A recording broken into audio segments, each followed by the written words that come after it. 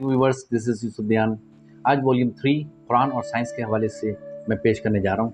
जैसे बात हो रही थी कुरान पाक वो इल्म है, कुरान पाक वो लिटरेचर है जिसका कोई सानी नहीं, जिसकी कोई मिसाल नहीं मिलती। इस जैसी कोई दूसरी बुक हो ही नहीं सकती। इस किताब को अल्लाह ताला ने खुद चैलेंज किया है कि इसकी कोई एक सूरत भी नहीं बना सकती।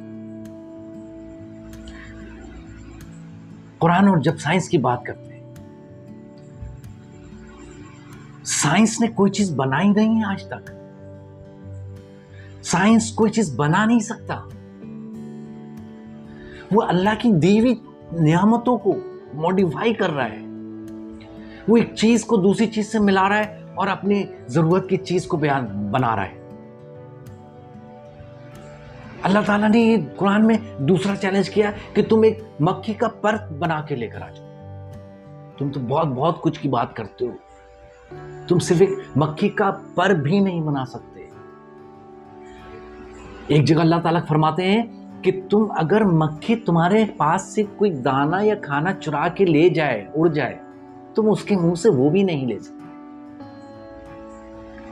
इसका मतलब ये है कि हमारी कोई ताकत नहीं है कि हम उससे मुकाबला कर सकें, उसकी किताब पर हम बात कर सकें, कोई नुक्स निकाल सकें।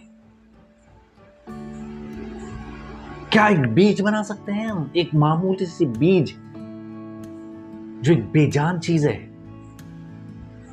लेकिन मेरा रब फरमाता है कि जब हम मेघ बरसाते हैं, आसमान से बारिश होती है, तो वो बेजान बीज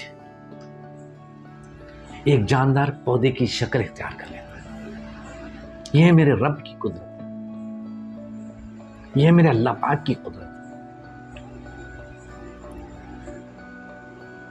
साइंस ने आज साबित किया है कि इंसान में 70% पानी है।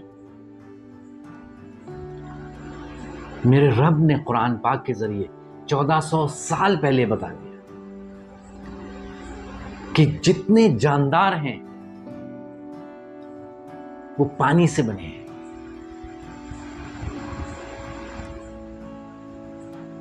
आज साइंस कहती है कि ये जो पहाड़ हैं जितने ऊपर हैं, इससे कई गुना ज्यादा अंदर धसे हुए हैं। मेरे रब की किताब ने 1400 साल पहले ये बता दिया कि हमने ये पहाड़ जमीन में मेखों की तरह गाड़ दिए हैं। मेख कहते हैं नील को, कीले को, जो ठोक दिया जाता है, गड़ जाता है।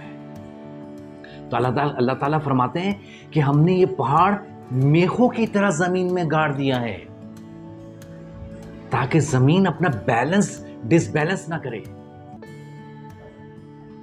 जमीन अपना तवाज़ुन कायम रखे। मेरे दोस्तों, हम आसमानों कहकशाओं की बात करते हैं। बिग बैंग एक मुशाहिदा, एक रिसर्च, एक साइंटिस्ट की तरफ से पेश किया गया था कि जमीन एक बहुत बड़े धमाके के बाद वजूद में आई।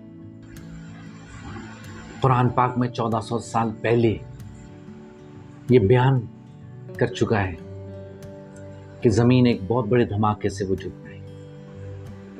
सूरज, जमीन, चांद सब अपने अपने मदार में, अपने अपने ऑर्बिट्स में हरकत कर रहे हैं।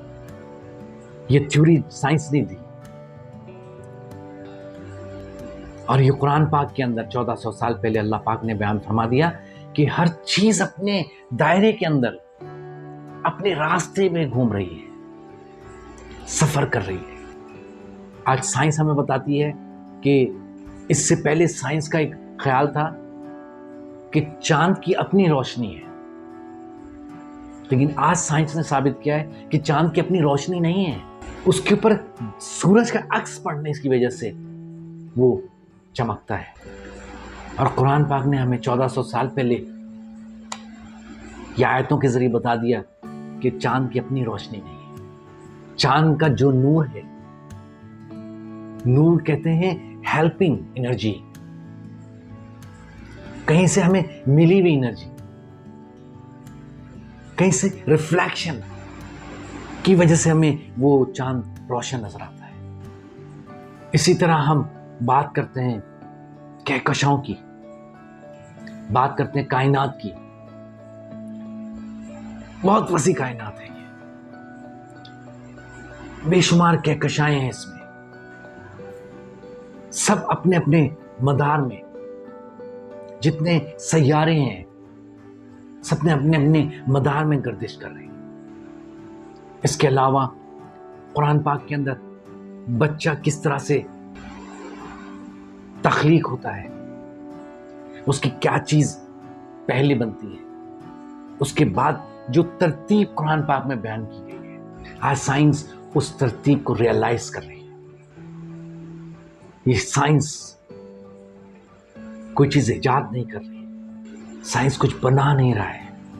قدرت کے اندر کوئی عیب نہیں نکال سکتا. اللہ تعالیٰ نے فرماتے ہیں کہ تمہاری نظر حدی نظر تک دوڑاؤ، تمہاری نظریں تھک کر لوٹ آئیں گی، تمہیں کوئی نقص نظر نہیں آئے گا. آج کے لیے اتنا ہی. میں اپنی 4th والیوم کے ساتھ جلد حاضر ہوں گا. میں اپنی یہ جو نالج ہے، یہ قرآن پاک کا جو نالج ہے، یہ تھوڑا تھوڑا کر کے آپ تک پہنچانے کی کوشش کروں گا. آپ اس کو سنیں، آپ کے علم میں برکت ہوگی، آپ کے علم میں اضافہ ہوگا. اپنا بہت خیال رکھیں. Take care. Bye bye.